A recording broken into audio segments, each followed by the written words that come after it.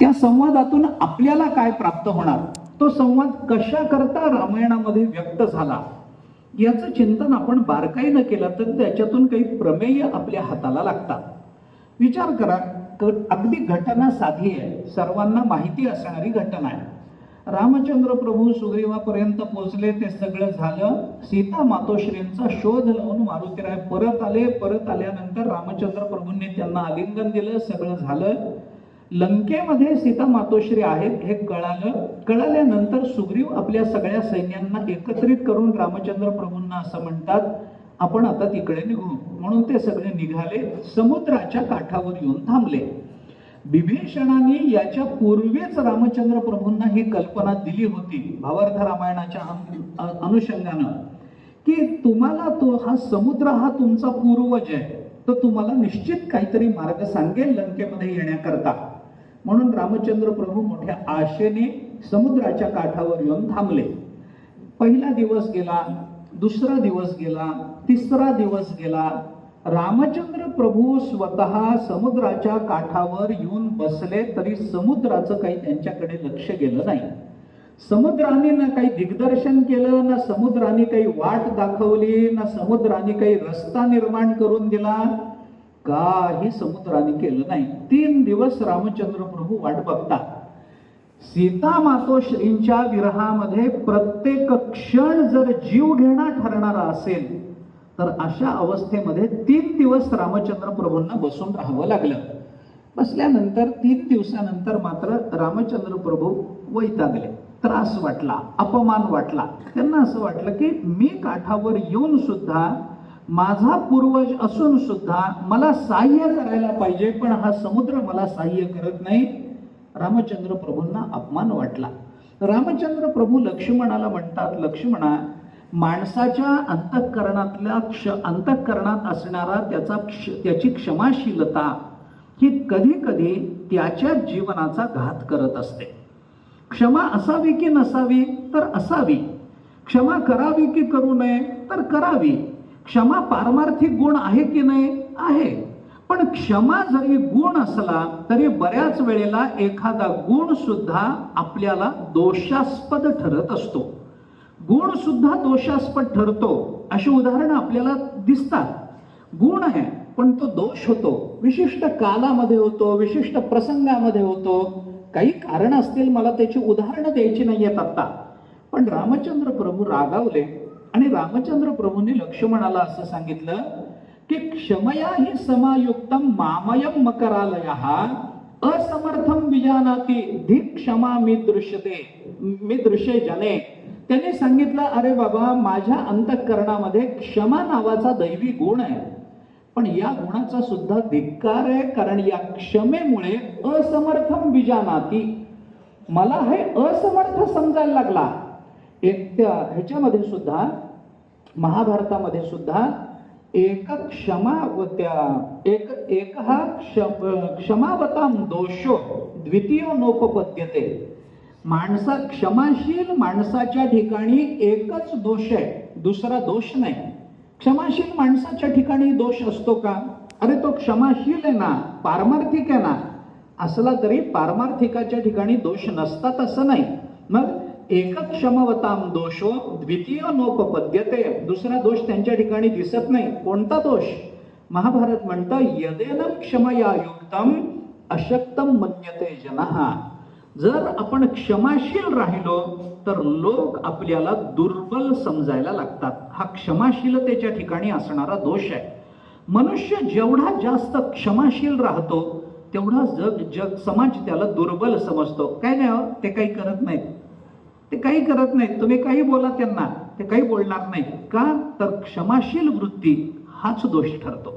क्षमा गुण आहे ना, गुण आहे, पण प्रत्येक वेळेला तुम्ही क्षमा दाखवायला लागला की ती क्षमा हाच तुमच्या जीवनाचा घात करते. तुम्हाला लोक दुर्बल समजायला लागतात. असमर्थम विजानाति, त्यामुळे धिक क्षमा मी दृश्ये जने. त्यामुळे या क्षमाशीलतेचा धिक्कार करावा तेवढं थोडं आहे. रामचंद्र प्रभू रागावले. रागावल्यानंतर लक्ष्मणाला त्यांनी सांगितलं, लक्ष्मणा, मी किती क्षमा दाखवतो. क्षमया ही समायुक्तम मामयम मकरालयः. मकरालय म्हणजे समुद्र. मकराचा आश्रय असणारा, आलय असणारा तो समुद्र, या समुद्राला मी क्षमा दाखवतो. 3 दिवस मी त्याची प्रतीक्षा करत इथं वाट बघत बसलो, काही बोललो नाही, काही रागवलो नाही. आल्या दिवशीच जर मी माझा राग काढला असता, क्रोध बाहेर व्यक्त केला असता, तर याला समजलं असतं काय, मी शांत बसतो म्हणून मला हा दुर्बल समजतो काय, असमर्थम विजानाती, हा मला असमर्थ ठरवतो का, असमर्थ जाणतो का, मी दुर्बल आहे असं याला वाटतं का. या क्षमाशीलतेचा आणि या समुद्राचा दोघांचाही मी धिक्कार करतो. मग रामचंद्र प्रभूंनी पुष्कळ रागावून भाषण केलं. भाषण करून त्या लक्ष्मणाला आपलं धनुष्य आणायला लावलं. त्या धनुष्याला सर्पाकृती बाण जोडला आणि समुद्रावर तो बाण चालवणार, रामचंद्र प्रभूंचा बाण आहे, समुद्रावर चालवणार. समुद्र आपल्या बायका मुलांसह समोरून चालत येताना त्यांना दिसला. रामचंद्र प्रभू आश्चर्य व्यक्त करतात, काय गंमत आहे, मी साधा राहिलो, काही न बोलता राहिलो तर हे मला असमर्थ समजत होते, मी नुसता धनुष्याला बाण काय लावला. यांना आत्ता सगळं आठवलं. आत्ता आल्यानंतर समुद्र समोर प्रकट झाला. हात जोडले, नमस्कार चमत्कार सगळं झालं आणि समुद्राने रामचंद्र प्रभूंना विनंती केली, तेव्हा असा बाण चालवू नका, माझ्यावर का बाण चालवता. अहो मी कोण आहे, तुम्ही मला ओळखलं नाही, कोण आहे मी. अहो मी तुमचा पूर्वज आहे, तुमचा माझा काही नातेसंबंध आहे आणि नातेसंबंध आहे म्हणून आपल्याच नातेवाईकांवर तुम्ही तलवार चालवणार, शस्त्र चालवणार, हे शोभतं का तुम्हाला. बायको नेली दुसऱ्यानी आणि तुम्ही राग काढता माझ्यावर, असं का करता, मी काय, गुन्हा काय माझा. त्यांनी सांगितलं 3 दिवस तुझ्या काठावर येऊन बसलो, तुला कळत नाही कोण आलं. एकीकडे माझा पूर्वज म्हणून घेतोस आणि दुसरीकडे आपल्याच वंशजांना मदतही करत नाहीस. कुठली वृत्ती तुझी, हा कुठला स्वभाव. जर माझा पूर्वज असशील तर मी तुझा वंशज ठरतो आणि मी जर वंशज असेल तर तू मला मदत केली पाहिजेस. कारण इथं जे घडलंय ते माझ्या एकट्याच्या जीवनाला कलंकित करणारं घडलं नाही, माझ्या वंशाचं नाव याच्यात जर जात असेल तर तू मला मदत केली पाहिजेस. समुद्राने ते ऐकलं. पुष्कळ मोठा संवाद झाला. समुद्राने खूप प्रार्थना केली, हात जोडले, शरण आलो म्हणून सांगितलं, रामचंद्र प्रभूंची स्तुती केली. रामचंद्र प्रभूंनी विचारलं, मग 3 दिवस ही अक्कल कुठं गेली होती. 3 दिवस काय झालं होतं हे सगळं बोलायला आधी करता आलं नाही का. मी आलो त्याच दिवशी मला जर तू काही मार्गदर्शन केलं असतंस तर काय बिघडलं असतं रे. 3 दिवस माझे गेले याच्यामध्ये, शांत बसतो म्हणून तू वाटेल तसं वागणार काय. तो म्हणाला, मी वाटेल तसं वागलो नाही देवा, मला खरं आता मी तुम्हाला माझ्या अंतरंगातलं बोलतो. समुद्र म्हणून मी कोण आहे आणि मी तुमच्या संबंधानं काय प्रतिक्रिया व्यक्त केली, तुमची इथं येऊन 3 दिवस बसण्याची क्रिया आणि त्या संबंधानं माझ्याकडून उमटली गेलेली प्रतिक्रिया, याचा खरा अर्थ काय हे मी तुम्हाला आता सांगतो. माझा मुद्दा इथे, ध्वन्यर्थ काय निघतो त्याच्यातून हे महत्वाचं आहे. मी तुम्हाला आता खरं सांगतो माझ्या अंतःकरणात काय भावना आहे. आज मी माझ्या बायकांना घेऊन आलो, मुलांना घेऊन आलो, मी तुमच्या चरणावर शरण आलोय देवा. तुम्ही माझा जीव वाचवला पाहिजे, तुम्ही मला न मारता जिवंत ठेवलं पाहिजे वगैरे वगैरे. मी म्हणतो, बघा माझी मुलं बघा, माझी बायको बघा, माझ्या बायका बघा, कोणाच्याही मनामध्ये तुमच्याबद्दल अनादर नाही. मग 3 दिवस का नाही रस्ता दिला. त्याच्यावर बोलताना समुद्राने सांगितलं, खरं तुम्हाला माझ्या मनातलं सांगतो, तुम्ही 3 दिवस झालात माझ्या काठावर येऊन बसलाय, मला कळलं नाही असं तुम्हाला वाटलं का. नाही, मला कळलं होतं, पण खरं सांगू मला तुमचं तोंडच बघायची इच्छा नव्हती. कोण बोलतो. समुद्र बोलतो रामचंद्र प्रभूंना, मी तुम्हाला माझ्या मनातलं सांगतो देवा, तुम्ही देव आहात, भगवान आहात, सगळं मान्य आहे. तुमच्या धनुष्यातून निघालेला बाण माझ्या कुळाला नष्ट करेल याची मला जाणीव आहे. एका क्षणार्धामध्ये तुम्ही मला नष्ट करू शकाल इतकं तुमचं सामर्थ्य मला ज्ञात आहे. पण प्रामाणिकपणानं सांगतो, जर तुम्ही चिडला असाल तर मला माराल, तसंही मरायचंच आहे. जर काही झालं तरी तुमच्या अंतःकरणातला क्रोध, तुमच्या धनुष्याला लावलेला बाण आता जर मागे जाणारच नाही, मला मरायचंच आहे, तर खरं बोलून मरतो देवा. काय खरं बोलता. मला तुमचं तोंडच बघायची इच्छा नव्हती. तुम्ही असाल परमात्मा, तुम्ही असाल भगवान, माझे वंशज असाल, पण तुमचं तोंड बघावं अशी इच्छा नव्हती, तुम्हाला भेटायची, तुम्हाला बोलायची अजिबात इच्छा नाही. रामचंद्र प्रभूंनी विचारलं, असं का? अरे मला भेटण्याकरता लोक मरमर करतात, मला भेटण्याकरता लोक, माझं दर्शन व्हावं, मला बोलता यावं, माझ्याबरोबर संवाद करता यावा, माझा कृपाशीर्वाद प्राप्त करून घेता यावा, याच्याकरता हजारो वर्षाचं तप ऋषीमुनींनी केलेलं आहे. आणि मी स्वतःहून तुझ्या जवळ आलोय, तर तुला माझं तोंड बघायचं नाही? नाही म्हणे देवा, अजिबात तुमचं तोंड बघायचं नाही. लाज वाटते मला तुमच्या बरोबर संवाद करायचे. समुद्र बोलतो, रामचंद्र प्रभूंना बोलतो, मला लाज वाटते तुमच्या समोर यायची आणि तुमच्या बरोबर संवाद करून काही संबंध प्रस्थापित करायचे, मला लाज वाटते. रामचंद्र प्रभू म्हणाले, लाज वाटावी असं मी काही वागलो नाही. त्यांनी सांगितलं, कोणी सांगितलं तुम्हाला तुम्ही वागला नाही म्हणून? अहो मलाच काय, मी तर वेग सोडून द्या, पण ज्या रघुकुलामध्ये तुम्ही जन्माला आला त्या संपूर्ण कुलाला लाज वाटावी असं तुमचं वर्तन आहे. समुद्र बोलतो रामचंद्र प्रभूंना, एकही ज्यांच्या जीवनावर एकही कलंक नाही अशा रामचंद्र प्रभूंना समुद्र सांगतो, काय लाज वाटावी बाबा, काय असं वागलो मी, का माझी लाज वाटते? त्यांनी सांगितलं, फार मोठी लाज आणली देवा तुम्ही, संपूर्ण कुळाला आणली. समुद्र देवाला असं म्हणतो, सागरहा सगरात कीर्ती, गंगा कीर्ती भगीरथात, रामस्य अभिनवा कीर्ती, एका भार्या न रक्षिता. समुद्र देवाला असं म्हणतो, देवा तुम्ही भगवान आहात, मी तुमचा पूर्वज आहे, मला तुमचं तोंड बघण्याची इच्छा नाही. माझी निर्मिती कुणी केली? सगराने केली. सगराने समुद्र निर्माण करण्यापूर्वी समुद्र नव्हता का? होता. पण समुद्र ज्या रूपानं अभिव्यक्त होणं अपेक्षित होतं तशी समुद्राची अभिव्यक्ती सगराने केली, मान्य आहे. सागराची कीर्ती सगरामुळे, मान्य आहे. तसं गंगेची कीर्ती भगीरथामुळे. आज गंगा आपण पुण्य पावन म्हणतो, तिचा शिंतोडा जरी अंगावर उडाला तरी आपलं पाप जातं असं आपण समजतो. नुसतं पाप शिंतोडा जाऊ द्या, वाचे म्हणता, नुसतं मुखानं आपण गंगेचं नाव घेतलं तर आपलं पाप निवृत्त होतं, सकळ पाप निवृत्त होतं. असं जर ती इतकी जर ती गंगा परम पावन आहे, तर त्या गंगेला कुणी आणलं इथपर्यंत? भगीरथाने आणलं, मान्य आहे. एकामुळं सगळ्यांना काही लाभ होतो, मान्य आहे. भगीरथामुळे गंगेची कीर्ती, सगरामुळे सागराची कीर्ती. तसं मलाही इतके दिवस असंच वाटत होतं की एका रामामुळे सगळ्या रघुवंशाची कीर्ती, असं वाटत होतं. पण तुम्ही तसे निघाला नाही. मग तुमची कीर्ती फार वेगळी. रामस्य अभिनवा कीर्ती, नवीनच कीर्ती निर्माण केली तुम्ही, नवीनच पायंडा पाडला, कुळाला कलंक लावला. काय कलंक? काही नाही, रामस्य अभिनवा कीर्ती, एका भार्या न रक्षिता. एक बायको असून तिचं रक्षण सुद्धा तुम्हाला करता आलं नाही. लाज वाटते मला तुमचं तोंड बघायचे. एक बायको घेऊन आलात आणि बायकोचं रक्षण करायची ताकद नव्हती तर कशाला घेऊन आलात? बायकोचं रक्षण करायचं नव्हतं, बायकोला नीट सांभाळायचं नव्हतं, तर आणलं कशाला?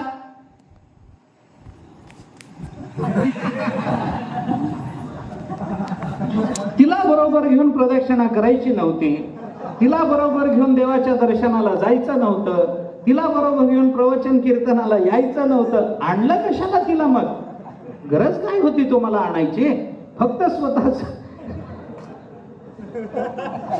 त्याने सांगितलं, असं नाही, एक भार्या घेऊन आलात आणि तिचं रक्षण तुम्हाला करता आलं नाही. लाज आणली तुम्ही कुळाला, लाज. रामचंद्र त्या हनुमान नाटकामध्ये, हनुमान नाटक म्हणून एक ग्रंथ आहे, तो मारुतीरायांनी लिहिला असं सांगितलं जातं. अजून त्याच्याबद्दल काही निश्चितता नाही. पण हनुमान नाटकामध्ये रामचंद्र प्रभूंनी स्वतःच्या संबंधामध्ये असं चिंतन केलंय. आपण हनुमान नाटक पहा, फार सुंदर ग्रंथ आहे, फार वेगळे भाव त्याच्यातून प्रकट झाले. रामचंद्र प्रभू कैकेयी बद्दल काही बोलणं निघालं. सगळे कैकेयीच्या स्वाभाविक, कैकेयीच्या विरोधात बोलणारे सगळेच होते. कैकेयी अशी, कैकेयी तशी, कैकेयी वाईट, अमुक केलं तिने, तमुक केलं, रामचंद्र प्रभूंना वनवासामध्ये पाठवलं, एवढ्या लहान वयामध्ये रानात पाठवायचं का राज्यावर बसवायचं, तिला कळू नाही का, किती लोभ, राज्याबद्दलचा, पुत्रस्नेह कसा वगैरे वगैरे सगळे बोलायला लागले. रामचंद्र प्रभू म्हणाले तसं नाही, ती खरी माझी एकच माता आहे, ती म्हणजे कैकेयी. कौसल्या माता नंतर. कारण का ती खरी माता का म्हणता? कारण मला कैकेयीनं जेवढं ओळखलं तेवढं दुसरं कुणीही ओळखलेलं नाही. कोण बोलतं? रामचंद्र प्रभू म्हणतात. हनुमान नाटकामध्ये आला. रामचंद्र प्रभू म्हणतात कैकेयीने मला जेवढं ओळखलं तेवढं या जगतामध्ये कुणीही ओळखलेलं नाही. काय ओळखलं तिने? रामचंद्र प्रभूंनी सांगितलं, सोन्याचा हरिण नसतो एवढी सुद्धा बुद्धी ज्याला नाही, तो फक्त रानातच जायच्या लायकीचा आहे, हे फक्त तिलाच कळालंय. दुसऱ्यांना कळालं नाही. ती मला जेवढं ओळखते तेवढं दुसरं. हे रामचंद्र प्रभू बोलतात. रामचंद्र प्रभूला समुद्राने सांगितलं, अरे बायको आणली तिचं रक्षण केलं नाही, काही खरं नाही, कुळाची कीर्ती घालवली तुम्ही. नाथ महाराजांनी त्याच्यावर फार चांगले शब्द वापरले. नाथ महाराज म्हणतात समुद्राच्या मुखातून बोलताना, कळी काळ घालून तोडरी दोघे बंधू धनुर्धारी. तू एकटं नाही, तुम्ही दोघे भाऊ आहे, दोघांच्याही हातामध्ये शस्त्र आहे, दोघेही धनुर्धारी आहेत. बाकी तुम्ही वस्त्र आणलं नाही बरोबर, तुम्ही अलंकार आणले नाही बरोबर, तुम्ही रथ आणला नाही बरोबर, तुम्ही सैन्य बरोबर आणलं नाही, पण तुम्ही शस्त्र बरोबर आणलंय. शस्त्र धनुर्बाण, धनुष्यबाण हे तुमचं शस्त्र असून, ते तुमच्या हातात असून, तुम्ही दोघेही असून, दोघे बंधू धनुर्धारी. शेखी बाईल नेली चोरी, लोकांतरी अपकीर्ती. अरे तरी तुमची बायको एखादा येऊन घेऊन जातो, लोकांमध्ये तुमची अपकीर्ती होणार नाही का? लोक तुम्हाला काही चांगलं म्हणतील काय? काय राम, काय बायको राखता आली नाही, काही नाही, काय चाललंय, असं कुठं देव असतो का म्हणतील की नाही? अहो बाकीच्यांचं सोडून द्या. जगामधले लोक म्हणतील, विचारी पुरुष म्हणतील, सामान्य माणसं म्हणतील, नवल नाही. रामचंद्र प्रभूंना अशा पद्धतीचं, रामचंद्र प्रभूंवर दोषारोपण करणारा पक्षीय रामायणामध्ये, कारण ज्या वेगवेगळ्या पक्ष्यांना शाप दिला, प्राण्यांना शाप दिला, त्याच्यामध्ये हे चक्रवाक नावाचा एक पक्षी, त्याला रामचंद्र प्रभूंनी शाप दिला आणि त्याचा संदर्भ ज्ञानोबारायांनी 16व्या अध्यायात घेतला. ते मूळ कथा ती रामायणात आली. शब्दाची असकडी भेद नदीच्या दोही धडी, आरडते विरह वेडी बुद्धिबोधू, तया चक्रवाकाचे मिथून सामरस्याचे समाधान, भोगवी जो चितगगन बोन दिवा. हे जे ज्ञानोबराय 16व्या अध्यायाच्या नमनात बोलतात की नाही, ते रामचंद्र प्रभू. आता कथेतून कथा, योग वासिष्ठ, ते रामचंद्र प्रभू आणि लक्ष्मण दोघे अरण्यामध्ये सीता मातोश्रींच्या वियोगामध्ये इकडं तिकडं रडत रडत जेव्हा रामचंद्र प्रभू निघाले, तेव्हा झाडावर हे चक्रवाक आणि चक्रवाकी या दोघांचं हे जोडपं बसलेलं. ते बसलेलं असताना ते रामचंद्र प्रभूंचा विलाप ऐकला आणि त्याच्यातली जी चक्रवाकी होती ती म्हणाली, बघा हो, पत्नीच्या वियोगामध्ये काय अवस्था झाली, किती प्रेम पत्नीवर, किती जीव लावला असेल त्या बाईने, यांचा किती जीव असेल तिच्यावर. नुसता वियोग झाला तरी इतकं रडतात. अरे काय प्रेम, काय प्रेम, काय प्रेम. झाडांना विचार, पक्ष्यांना विचार, असं चालू आहे. वेड्यासारखे वागतात. फक्त पत्नीच्या वियोगामध्ये तो तिचा नवराही जो बसला होता बाजूला, तो म्हणाला, हो ना, बघ ना, वेड्यासारखीच वागतात ही माणसं. कळतच नाही यांना. बायको तर हरवली, एवढं काय त्याच्यामध्ये?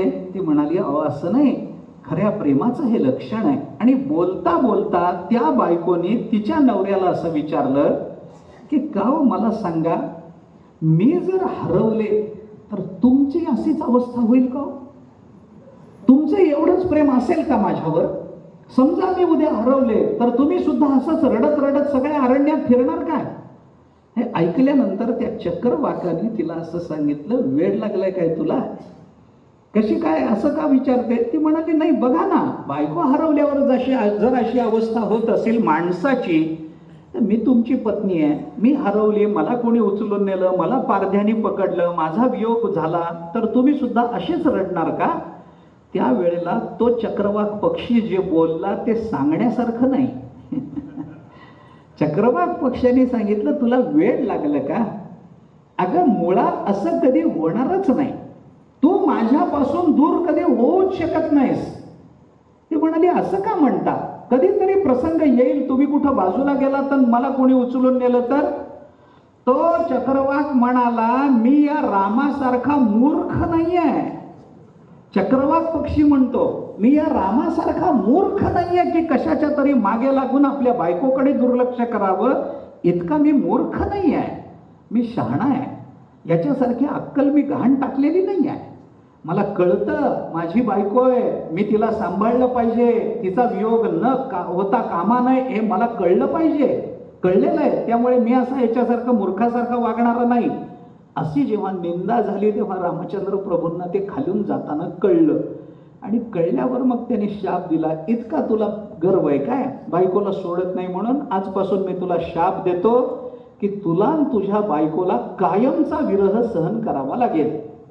मग त्याचे डोळे उघडले. मग ते दोघे पती पत्नी शरण आले. मग ती पत्नी म्हणाली, अहो तुम्ही मला का शिक्षा करता? बोलला माझा नवरा, तो तसलाच आहे,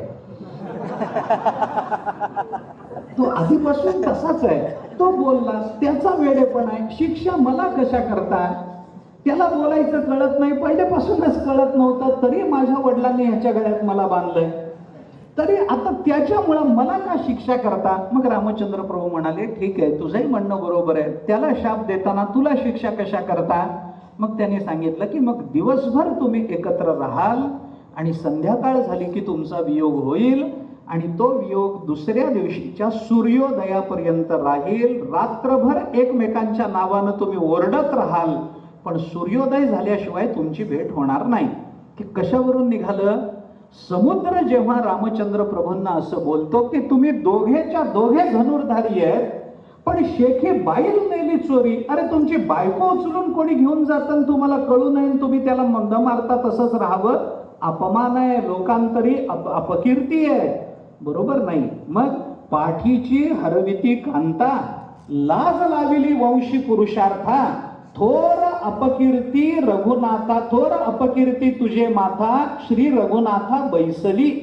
तुझी ही अपकीर्ती तुझे माथा बसले बाबा, कारण आतापर्यंत तुझ्या कुळामध्ये असं कधी झालं नाही, आपल्या कुळामध्ये असं कधी झालं नाही, आणि तू मात्र असा वागलास. तुझं तोंड बघण्याची इच्छा नाही. अजून एक कारण सांगू, तुझं तोंड बघायची मला काय इच्छा नाही याचं कारण सांगू. तुझ्या हातात धनुष्यबाण होतं, तुझी सीता त्यांनी कुणीतरी रावणाने उचलून नेली, तो तुला दिसला नाही तरी तुझ्या बाणामध्ये इतकं सामर्थ्य होतं की तो बाण त्याचा जीव त्याच वेळेला घेऊ शकला असता, पण तू ते केलं नाहीस. आपल्या बायकोला त्याला पळून घेऊन जाऊ दिलंस. ही तुझी हा तुझा दोषच आहे, आणि अशा दोषी माणसाचं तोंड बघण्याची माझी इच्छा नाही. अजून एक कारण सांगतो तुला, तुझं तोंड बघायची मला इच्छा नाही, मला कुळाला कलंक वाटतं तुझं जीवन, याचं अजून एक कारण मी तुला सांगतो. मी समुद्र आहे, तुझ्या पूर्वजांनी मला निर्माण केलंय, तुझ्या पूर्वजांचे उपकार आहेत, सगळ्यांचेच उपकार आहेत असं नाही, दशरथ राजाचे सुद्धा माझ्यावर उपकार आहेत. ते कसे उपकार आहेत वगैरे तिथं पुढं ते समुद्राने नंतर विस्तार करून सांगितलं. परंतु माझ्यावर तुमच्या कुळाचे उपकार आहेत, मी तर क्षुल्लक आहे, उपकाराच्या ओझ्याखाली दबलेला आहे. सगळ्यांनी मला प्रकट केलं म्हणून माझ्यावर उपकार आहे. देवदानवांच्या युद्धामध्ये दशरथ राजाने माझं रक्षण केलं म्हणून तुझ्या बापाचे माझ्यावर उपकार आहेत. तुमच्या उपकाराखाली मी दबलेला आहे, उपकाराचं ओझ आहे तुमच्या माझ्या शिरावरती. पण असं असताना सुद्धा तू समर्थ आहेस, मी असमर्थ आहे. पण समर्थ असूनही आज तू असमर्थाला म्हणजे मला शरण आलास, हेही तुझ्या कीर्तीला कलंकच लावणार आहे. रघुकुलामध्ये असमर्थाला शरण जाण्याची परंपरा नाही. पहिल्याच दिवशी मी रस्ता नाही दिला तर तू बाण काढायला पाहिजे होतास. 2 दिवस तू असमर्थाला शरण येऊन इथं बसलास, तुझं तोंड बघण्याची इच्छा नाही. जर आपल्यापेक्षा समर्थाला शरण जावं मान्य आहे, पण आपल्यापेक्षा कमी सामर्थ्याच्या माणसासमोर आपण शरणागती पत्करावी, हे तुला तरी शोभणार आहे का तुझ्या कुळाला तरी शोभणार आहे? माझ्यासारख्याला तुला शरण यावं लागलं, तोंड बघण्याची इच्छा नाही. नको. सीतेला उचलून नेल्यानंतर रावणाला मारणं इष्ट आहे, तुझ्या पूर्वजांना हेच अपेक्षित आहे, पण तू ते करत नाहीस ना, मला ते नको वाटतं. मला तुला हे तुझ्या समोर येणं, तुझं तोंड बघणं, तुझ्या बरोबर संवाद करणं, तुला काही मार्गदर्शन करावं असं मला वाटत नाही. हे ऐकल्यानंतर रामचंद्र प्रभूंना बरं वाटलं. ते म्हणाले, बरोबर आहे, तुझं म्हणणं बरोबर आहे, माझ्याकडून हा दोष घडला. सीतेला मी एकटं टाकून जायला नको होतं, सीतेला एकटं टाकून यायला लक्ष्मणालाही कारण नव्हतं, पण आम्ही मायेमध्ये फसलो, अडकलो, भ्रमामध्ये अडकलो. सीता एकटी पडली, रावणाने तिला उचलून नेलं, दोष आमचाच आहे, याच्याबद्दल वाद नाही. मग त्यानंतर त्यांनी समुद्राला विचारलं, समुद्राने काही सांगितलं कसा नलनीलाकडून सेतुबंधन करायचं वगैरे वगैरे, त्यांनी काही मार्गदर्शन केलं. त्या मार्गदर्शनानंतर सेतुबंधन झालं वगैरे, पुढचा विचार आहे. पण समुद्रासारख्याला रामचंद्र प्रभूंसारख्यांचा रस्ता अडवून ठेवायचा, आणि अडवून ठेवून जेव्हा त्याने बाण काढला त्यावेळेला प्रकट होऊन अशा पद्धतीनं त्यांची निर्भत्सना करायची, याचं काय कारण असू शकतं? समुद्राने बाण काढून मारला असता तर समुद्र नष्टच झाला असता, पण पूर्वजांनी ज्याला प्रकट केलेलं आहे त्याला नष्ट करणं हे वंशजांकडून होऊ नये. समुद्राचा हेतू काय आहे लक्षात घ्या आपण. जर समुद्र प्रकट झाला नसता तर समुद्राला नष्ट करणं रामचंद्र प्रभूंना अवघड नव्हतं, पण आपल्या पूर्वजांनी जे केलेलं आहे, जगावर उपकार करण्याकरता ज्या समुद्राचं प्राकट्य केलेलं आहे, आपल्याला निदान पूर्वजांनी केलेलं करता जरी आलं नाही तरी वंशजांनी पूर्वजांचा अपमान करून त्यांनी निर्माण केलेलं नष्ट तरी करू नये ना. रामचंद्र प्रभूंना याची जाणीव त्यांनी करून दिली. समुद्राच्या मनामध्ये विचार असा आहे, ही निर्भत्सना करण्याचं कारण नाही. आता हा भाव आपण पहा. समुद्राच्या मनामध्ये विचार असा आहे की आता हे निघालेत लंकेला, आतापर्यंत जे जे राक्षस आले त्यांना याने मारलंय, पण आतापर्यंतच्या अयोध्येहून निघाल्यापासून ते समुद्राच्या तटावर येईपर्यंत जसे वेगवेगळे राक्षस यांना भेटले, तसंच वेगवेगळ्या साधू पुरुषांच्या पर्णकुटीमध्ये, आश्रमामध्ये यांचे मुक्कामही झाले. यांना ज्या पद्धतीनं राक्षसांना मारावं लागलेलं आहे, तसंच यांना या साधू संतांकडून, ऋषी मुनींकडून काही उपदेशही ग्रहण करावा लागलेला आहे. साधूंच्या संगतीमध्ये यांचं जीवन फार चांगल्या पद्धतीनं व्यतीत झालंय. इतके राक्षस त्यांना भेटले नाही जेवढे साधू त्यांना भेटले, आणि साधू संतांच्या कृपा आशीर्वादाचा परिणाम, त्यांच्या दृष्टीचा परिणाम म्हणून मानवी जीवनामध्ये काही गुणसंपदा जर प्राप्त होत असेल तर आधीच दशरथाच्या आणि कौसल्याच्या पोटी प्रकट झालेल्या या प्रभूंच्या अंतःकरणामध्ये क्षमाशीलता आहे, आणि त्यातही साधू पुरुषांची भेट झालेली असेल तर इथपर्यंत आल्यानंतर यांचा क्रोध या क्षमेने कधीच तिरोहित होऊन गेलेला. कारण नंतर रागवायचे प्रसंग आले नाही. सुग्रीवावर जे रागवावं लागलं ते अल्पस्वल्प आहे, ते काही फार मोठं रागवणं नाही आहे. आणि जर क्रोध असा तिरोहित झालेला असेल तर राखेमध्ये सुप्तावस्थेत गेलेल्या त्या अग्नीला कुठेतरी फुंकून फुंकून फुंकून वाढवावं लागतं की नाही.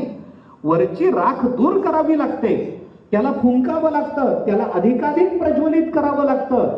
तसं लंकेमध्ये जाऊन रावणाला मारण्याकरता निघालेल्या या रामचंद्र प्रभूंच्या अंतःकरणातला क्रोध कुठेतरी फुंकर मारून प्रज्वलित केला पाहिजे. नाही तर साधू संतांच्या कृपादृष्टीनं क्षमाशीलता प्राप्त झालेल्या आणि आई बापाच्या पोटी जन्माला आल्यामुळे स्वभावतःच क्षमाशील असलेल्या ज्या रामचंद्र प्रभूंनी सकृदेव प्रपन्नाय तवास्मितीचे याचते अभयम सर्व भूतेभ्यो ददाम्येतद व्रतम मम अशी प्रतिज्ञा या अवतारामध्ये केलेली आहे. जो कोणी मला शरण येईल आणि फक्त एकदाच म्हणेल की देवा मी तुझा आहे, त्याला मी अभय देतो असं म्हणून जर कदाचित हे लंकेमध्ये गेले, सीता प्राप्त झाली, कदाचित रावणालाही हे क्षमा करते. आणि रावणाला क्षमा करणं हे यांच्या अवताराचं प्रयोजन नाही. यांच्या अवताराचं प्रयोजन सिद्ध व्हायचं असेल तर यांना दुष्टांना मारावं लागेल. भक्ता राखे पायापासी दुर्जनासी संहारी. आतापर्यंत भक्ता राखे पायापासी जेवढ्या प्राबल्यानं आणि वैपुल्यानं त्यांनी केलंय त्या सगळ्याचं मूळ असणारा हा रावण, त्याचा काटा यांनी काढला पाहिजे. याच्याकरता कदाचित तिथं गेल्यानंतर सीता प्राप्त झाली की यांचा स्वभावच असा आहे, हे म्हणतील झाली ना सीता मिळाली, आता काय रावणाचं राहिलं, द्या सोडून. काही काही लोकांचं असंच असतं, आपलं काम भागलं ना, काय उगीच वाढवत राहता प्रकरण, सोडून द्या ना, जाऊ द्या, असं म्हणून हे कदाचित निघून येतील. यांच्या अंतःकरणात रावणाबद्दल क्रोध नाही असं नाही, पण रावणाबद्दलचा क्रोध त्यांच्या पत्नीला पळवून नेल्यामुळे आहे. जर पत्नी परत मिळाली तर त्या क्रोधाचं कारण निवृत्त झाल्यामुळे कदाचित त्यांचा क्रोधही निवृत्त होईल. आणि यांचा क्रोध जर निवृत्त झाला तर देव कार्यालागी जो अवतार धारण केलेला आहे त्या अवताराची परिपूर्णता होणार नाही. याच्याकरता देवतांनी समुद्राच्या अंतःकरणामध्ये अशा पद्धतीच्या विचारांची योजना सिद्ध करून दिली, असं नाथ महाराजांनी शेवटी म्हटलं. लंकेला जाण्यापूर्वी यांचा क्रोध सिद्ध झाला पाहिजे, जागा केला पाहिजे. कारण रामचंद्रांकडूनही दोष घडले असतील तर त्याची त्यांना जाणीव करून दिली. तर ऐन वेळेला जेव्हा काय होतं, आपण एक मानसशास्त्र लक्षात घ्या. मनुष्य जेव्हा काही विशिष्ट कार्याकरता निघालेला आहे, रामचंद्र प्रभू रावणाला मारून सीतेला परत आणण्याच्या विचारात निघालेले आहेत ना, मग त्यांना तिथं जाऊन क्रोध निर्माण करणं वाढवणं हे होणार नाही. थोडासा आधी जर क्रोध निर्माण झाला तर क्रोधाचं असं असतं की क्रोध एकदम भडकत नाही आणि क्रोध एकदम शांतही होत नाही. क्रोधाला भडकायला कालावधी द्यावा लागतो आणि एकदम लंकेत गेल्याने तो क्रोध भडकणार नाही. त्याच्याकरता थोडंसं आधी जर त्याला भडकवलं तर तिथपर्यंत जाईपर्यंत तो पूर्ण आवेशात प्रकट झालेला असेल. एकदम मनुष्य चिडत नाही, काहीतरी मागे घडावं लागतं. एकदम मनुष्य रागाला येत नाही, 2-4 वेळेला तो ऐकून घेतो, 4-5 वेळेला सहन करतो आणि मग जेव्हा अति होतं, मनात साचतं, तेव्हा त्याचा स्फोट होत असतो. तो स्फोट होण्याकरता हा क्रोध जर आत्ता प्रदीप्त केला तरच याचा काही उपयोग होऊ शकेल. ही समुद्राच्या अंतःकरणातली भावना आपल्याला नुसता प्रसंग वाचून कळणार नाही. त्याच्याकरता नाथ महाराजांच्या प्रत्येक शब्दाचं मंथन आपल्याला करावं लागेल. त्याच्याकरता आपल्याला वाल्मिकी रामायणातल्या प्रत्येक शब्दाचं, या प्रसंगातल्या प्रत्येक शब्दाचं मंथन आपल्याला करावं लागेल. समर्थ असूनही असमर्थाला शरण जाण्याची पाळी येते माणसाच्या जीवनावर. रामचंद्र प्रभूंच्या जीवनात आली, आपल्याही जीवनात येईल, परंतु त्याचा विचार कुठपर्यंत करायचा असतो. झालेला अपमान योग्य आहे, समुद्राने निंदा केली मान्य आहे, समुद्राने निर्भत्सना केली मान्य आहे. तू समर्थ असूनही माझ्यासारख्या असमर्थाला शरण येतोस हे तुझ्या कुळाला शोभणार नाही मान्य आहे. पण तरी सुद्धा काही वेळचे अपमान माणसाच्या जीवनामध्ये मरेपर्यंत त्याला ते स्मरण देत असतात. पण शहाणी माणसं आपला अपमान कोणत्या प्रसंगात झाला त्याचा विचार करून अपमानाचा कालावधी कमी करत असतात. हे लक्षात घ्या. आपलं काम भागलं पाहिजे. अपमान झाला, होणारच होता, झाला, ठीक आहे, पण कामाची परिपूर्णता, आपल्या कार्याची परिपूर्णता हे ध्येय डोळ्यासमोर ठेवून मग समुद्र आणि रामचंद्र प्रभूंच्या दोघांमधला हा संवाद आपण जर बारकाईनं बघितला तर आपल्याला हे लक्षात येऊ शकतं. अजून काही विचार आपल्याला या संदर्भामध्ये विचारात घेता येतात. प्रसंग पुष्कळ आहेत. मगाशीच मी आपल्याला बोललो, रामचंद्र प्रभूंना त्यांच्या दोषांची जाणीव करून दिल्याने त्यांचा क्रोध वाढेल हे त्यांना वाटलं. क्रोध वाढला, पुढं काय झालं आपल्याला ज्ञात आहे. थोडंसं अजून पुढे चला, सुंदरकांडातून युद्धकांडामध्ये चला. उगे 1-2 प्रसंगाचं स्मरण करून देतो आपल्याला. पुष्कळ प्रसंग सांगण्यासारखे आहेत. याच्यातून प्राप्त होणारी गुणसंपदा ही एका अर्थानं प्रमेय सिद्धी आहे हे लक्षात घ्या. याच्याकरता म्हणून मी बोलतोय. युद्धकांडामध्ये चला, पुष्कळ संवाद असे आहेत, पुष्कळ प्रसंग असे. रामचंद्र प्रभूंचं रावणाचं युद्ध सुरू झालं, पुष्कळ पराजय झाला रावणाचा आणि शेवटी रावणाला असं वाटलं की आपल्याला आता कुंभकर्णाला जाग करायला पाहिजे, कुंभकर्णाला मैदानात उतरवलं पाहिजे. मग कुंभकर्णाला जाग करण्यात आलं. ते मोठा विस्तृत प्रसंग येते. कसं जाग करायचं, कुंभकर्ण कसे जागे होतात आपला कुंभकर्ण कसा जागा होतो यात नाही, मला खरंच मग काही म्हणायचं नव्हतं. कुंभकर्ण कसा जागा होतो याचं नाथ महाराजांनी केलेलं विवरण आपण बघा. फार सुंदर वर्णन केलं. त्याच्या अंगावर हत्ती नाचवले तरी उठला नाही. नाचवले नाचवले बरं, नाचवून नाचवून हत्ती नाही कळेल ना की कितीदा नाचायचे. नाथ महाराज म्हणतात कुंभकर्णाच्या अंगावर असलेले जे केस आहेत त्या केसांमध्ये ते हत्ती कुठं चुकले ते सापडलेच नाहीत. म्हण काय कुंभकर्ण असेल बघा ना, रामायणातला कसा असेल बघा ना. त्याच्या त्याने श्वास घेतला की ते हत्ती मध्ये ओढले जायचे आणि त्याने निश्वास टाकला की ते असे बाहेर फेकले जायचे, ते आदळून मरायचेच. काय शरीर असेल. नाथ महाराजांनी कुंभकर्ण कोणत्या पलंगावर झोपला होता त्या पलंगाचं मोजमाप दिलंय. किती बाय कितीचा पलंग होता हे कुंभकर्णा करता. आपला मठ कमीच आहे. खूप वर्णन नाथ महाराजांनी केलं, खूप काही केल्या तो जागा होईना. त्याच्या कानाजवळ आणून ढोल वाजवले, युद्धाची वाद्य वाजवली, कर्कश वाद्य वाजवली, जागा होईना. काय करावं काय करावं, पुष्कळ प्रयत्न झाले. शेवटी एक उपाय करण्यात आला की ज्या उपायाने कुंभकर्ण उठला. काय करण्यात आलं, त्याच्या अवतीभोवती सुग्रास अन्नाचे ढीग रचले. मांसाहार करतच होता, ते जे अन्न होतं ते सगळं अन्न त्याच्या अवतीभोवती ढीग त्याचे रचले. भांडी कोंडी आजूबाजूला आणून मांडली. त्याचा सुगंध जेव्हा पसरायला लागला तेव्हा त्याची झोप चाळवली. तेव्हा म्हणजे हे सगळं आजूबाजूला आणून ठेवलं, त्या अन्नाचा वास आला. वास आला की भूक खवळली, भूक खवळली की जागा झाला. असं होतं. म्हणून मला बऱ्याच दिवसात हा प्रश्न होता तो रामायणात सुटला की किती उठवलं तरी न उठणारी माणसं कपशीच्या आवाजाने कशी उठत असतील. आरडाओरडा करून यांना जाग येत नाही. शेजारून वरात गेली तर हे उठत नाही, पण नुसता चहाचा वास आला तरी कसे उठतात. मग मला कळलं कुंभकर्ण त्याचं हे उदाहरण आहे. म्हणजे ते रामायणात दिसलं आपल्याला. नुसता चहाचा वास जरी आला तरी सुद्धा माणसं पटकन जागे होतात. कुंभकर्ण जागा झाला. जागा झाल्यानंतर कशाला जाग केलं, चिडून विचारलंच त्याने, कशाला जाग केलं. ते आपण मागे बोलून आलो ना. निद्रा प्रियो यः खलु कुंभकर्णो हतस्समीके सर्गुत्तमेन वैधव्यमापद्यत तस्य कांता श्रोतुम समायातु कथाम पुराणम. निद्रा ही कुंभकर्णाची आवडती बायको. राम रावणाच्या युद्धामध्ये कुंभकर्ण मारला गेल्यामुळे वैधव्यम आपद्यत तस्य कांता, त्याच्या बायकोला वैधव्य आलं. आणि वैधव्य आल्यानंतर निद्रा या बायकोने खूप विचार करून ठरवलं की नवरा होता तोपर्यंत खूप प्रपंचात रमले. नवरा गेला, आता परमार्थ केला पाहिजे. तेव्हापासून ती झोप फक्त प्रवचन कीर्तनाला येते.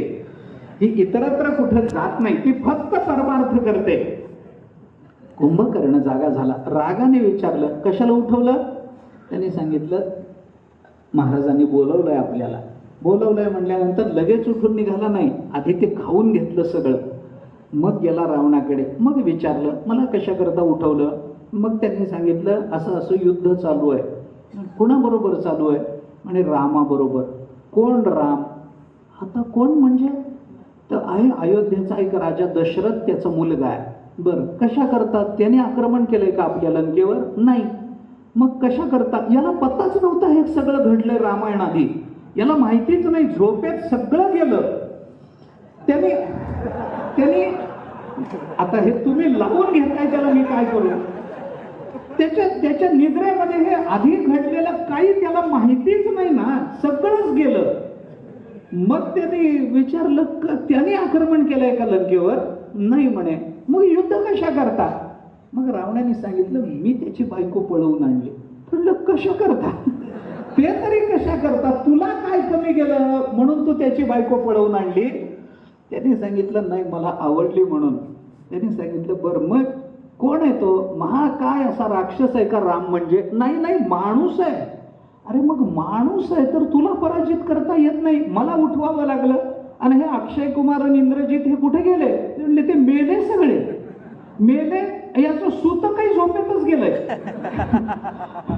याचं काहीच नव्हतं, सगळं झोपेत गेलं, सगळं काहीच माहित नाही, मेले, सगळे मेले, म्हणून तर तुला उठवलंय. बर, आता बायको पळवून आणलीस, मग माणसाला मारायला वेळ काय? त्यांनी सांगितलं, अरे तो मरत नाही. का मरत नाही? मग त्यांनी सांगितलं, त्याची जी बायको आहे ती पतिव्रता आहे, तिच्या पातिव्रत्याची शक्ती त्याच्या मागे उभी आहे. रावणाने केलेली कल्पना आहे, अनुमान आहे. तिच्या पातिव्रत्याचं सामर्थ्य त्याच्या मागे उभं आहे, मी काही करू शकत नाही. अरे मग तिचं पातिव्रत्य भंग कर. म्हणे कसं करू? तर म्हणाला, अरे तू रावण आहेस, मी तुला सांगावं इतका तू लहान आहेस का? माझ्यापेक्षा मोठा आहेस ना? काही नाही, एक काम कर, रामाचं रूप घे आणि सीतेजवळ जा. राम आला असं तिला वाटेल, तू मायावी आहेस, रामाचं हुबेहूब रूप तू घेऊ शकतोस, मान्य आहे, मग जा जा तिच्या जवळ जा. तिच्या जवळ गेला की राम आपला पती आला असं तिला वाटेल आणि नमस्कार करण्याकरता ती तुझ्या पायावर डोकं ठेवेल. परपुरुषाला झालेला इतका स्पर्श सुद्धा तिच्या पातिव्रत्याचा बाध करेल. मान्य आहे. रावणाने ते ऐकलं. रावण म्हणाला, बस सांगतो तुला. म्हणे काय? हा उपाय केला असतास तर काय बिघडलं असतं? रावण म्हणाला, मी तुझा मोठा भाऊ आहे, सगळ्याच बाबतीत मी तुझा मोठा भाऊ आहे. 6 महिने झोपून तुला जे सुचतं ते मला जागा असून सुचणार नाही असं तुला वाटतं का? तुला असं वाटतं का की मी हा विचार अजिबातच केला नसेल? अरे तुझ्यापेक्षा मी अधिक जास्त कपटी आहे, तुझ्यापेक्षा जास्त नीच मनोवृत्तीचा आहे, आणि मला हे सुचणार नाही. तुला अलगद झोपेतून उठल्याबरोबर सुचलं. या बाबतीत तू माझा हात धरू शकत नाहीस. मग मी हे सगळे प्रयोग करून थकलोय. म्हणे का? सीता मातोश्रींचं पातिव्रत्य भग्न होत नाही. होत नाही. का होत नाही हे सांगताना रावणाने असं सांगितलं की मी ज्या ज्या वेळेला रामाचं रूप घेऊन सीतेजवळ जाण्याचा प्रयत्न करतो त्या त्या वेळेला रामांगम भजतो ममापि कपटो भावो हि संशाम्यती. आणि रामाचं रूप घेतलं की माझ्या अंतःकरणातलं कपटच निघून जातं, आणि कोण सीता आणि कोण राम याचा विचारच माझ्या अंतःकरणातली ही द्वैत निवृत्ती होऊन जाते. मी ज्या ज्या वेळेला रामाचं रूप घेऊन जातो त्या त्या वेळेला सीतेबद्दलचा मोहच निवृत्त होऊन जातो. आता काय करू सांग? मग याचे डोळे उघडले. हा म्हणाला, अरे प्रकरण काहीतरी वेगळं दिसतंय. आता रावण आणि कुंभकर्णातला हा संवाद हाही आपण बघा. या संवादातून आपल्याला काय कळतं हेही लक्षात घ्या. रावणासारख्याने रामचंद्र प्रभूंचं रूप घेतलं तर ममापी, तो म्हणतो माझं सुद्धा कपट. मम अपी, हा अपी शब्द का वापरला असेल विचार करा ना.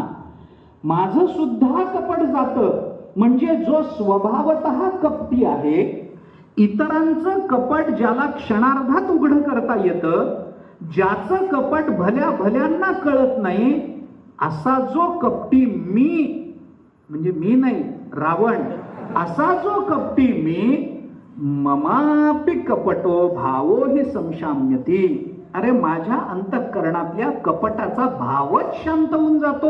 माझ्या सुद्धा म्हणजे इतरांच्या होईल नवल काय? नवल काय? रामाचं रूप घेतलं. आता मला सांगा, ते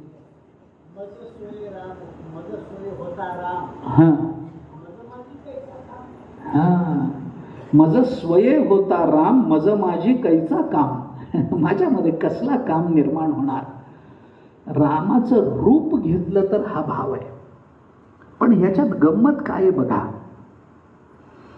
पुष्कळ नट रामाचं रूप घेतात. रावणाचाच काम का गेला? रावणाचाच काम का जावा? ममापी असं म्हटल्यानंतर इतरांचा सुद्धा जावा ना. रामाचं रूप घेऊन नाटक करणारे नट कमी आहेत का? कमी नाही आहेत. पण त्यांच्या अंतःकरणातला काम गेला का? जात नाही. का जात नाही? त्याचं कारण असं आहे, थोडा विचार करा याच्यात. ममापी म्हणण्याचा दुसरा भाव मी आपल्याला सांगतो. जेव्हा कुंभकर्णाला उठवलं आणि कुंभकर्ण आला आणि रामचंद्र प्रभूंबरोबर आपलं युद्ध चालू आहे असं त्यांनी सांगितलं, त्यावेळेला रावणाने, भावार्थ रामायणामध्ये ही ओवी आहे, रावणाने कुंभकर्णाला असं सांगितलं की या रामामुळे माझ्या अंतःकरणामध्ये असं भय निर्माण झालंय की जागृती स्वप्न सुषुप्ती सगळीकडे मला राम दिसायला लागला.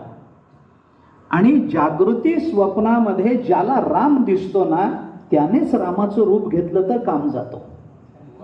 अर्थ त्याचा असा आहे, रामचंद्र प्रभू, अरे मला कायम त्यांची भीती वाटते, कुठेही गेलो तरी मला रामाची भीती आहे, मी काही केलं तरी मला रामाची भीती आहे, मी झोपलो तर माझा डोळा लागत नाही, मला रामाची भीती आहे, मला स्वप्न सुद्धा रामाची पडतात, त्यामुळे रामाचं रूप घेऊन गेलो की माझा काम जातो. याचा अर्थ ज्याला रामचिंतनामुळे डोळा लागत नाही, डोळा लागला स्वप्न पडलं तर रामाचंच पडतं, अशांचाच काम रामाचं रूप घेतलं तर निवृत्त होऊ शकतो, अन्यांचा होणार नाही. मधल्या काळामध्ये आपल्याला गंमत सांगतो घडली. मधल्या काळामध्ये तुकाराम महाराजांच्या जीवनावर एक सिनेमा आला, संत तुकाराम या नावाने आला.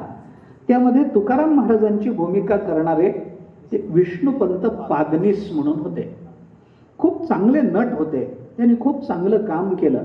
पण आपल्याला आश्चर्य याचं वाटेल, कदाचित चरित्र आपल्याला माहिती असेल नसेल मला माहिती नाही, पण ज्या दिवशी त्यांनी तुकाराम महाराजांची वेशभूषा स्वीकारली, तुकाराम महाराजांच्या भूमिकेमध्ये जाऊन त्यांनी जगाबरोबरचा व्यवहार केला, अभंग रचना केल्यासारखं दाखवलं, त्यांच्या मुखातून ते अभंग व्यक्त झाले, बायको बरोबरचा संवाद तुकाराम महाराजांच्या भूमिकेतून त्यांनी केला, देवाबरोबरचा संवाद केला.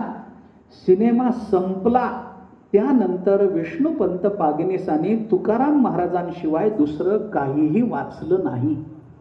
त्यांनी दुसरं काही वाचलं नाही. त्यांनी सिनेमामध्ये काम करणं सोडून दिलं. फक्त तुकाराम महाराज एवढाच त्यांच्या जीवनाचा विषय होता.